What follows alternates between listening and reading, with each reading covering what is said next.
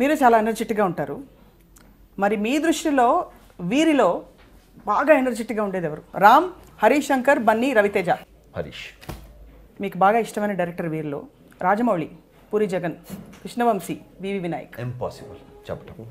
చెప్పలేరా? సమస్య లేదు. నలుగురు చెప్పచ్చు. నలుగురు నాకు నలుగురు అసలు దీంట్లో వేరు చేసే సమస్య లేదు. నాకు నలుగురు ఇష్టమే. నలుగురు ఇష్టం.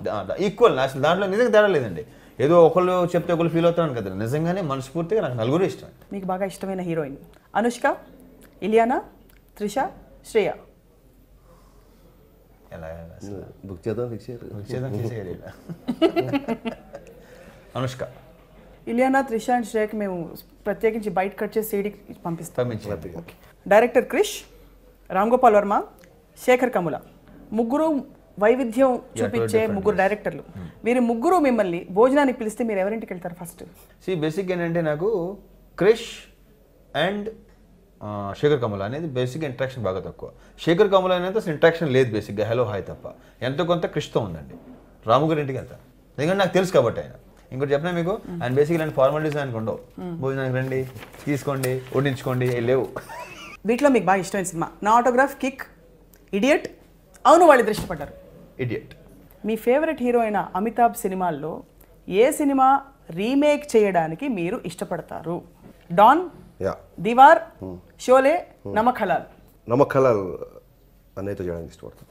నమక్ హలాల్ విత్ రవితేజ. అది అనౌన్స్మెంట్గా తీసుకోవచ్చు.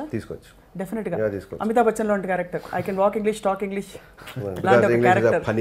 అసలు కేక కదా. మీ సుదీర్ఘమైన ప్రస్థానాన్ని మీరు తలుచుకుని వెనక్కి తిరిగి చూసుకున్నప్పుడు, ఎత్తుపల్లాల్ని గుర్తు చేసుకున్నప్పుడు మీకు బాగా మనసుని హత్తుకునే సన్నివేశం కానీ, అంశం కానీ, విషయం కానీ, వ్యక్తి కానీ బేసిక్గా చెప్పండి. చెప్పండి. నో రిగ్రెట్స్ అండి.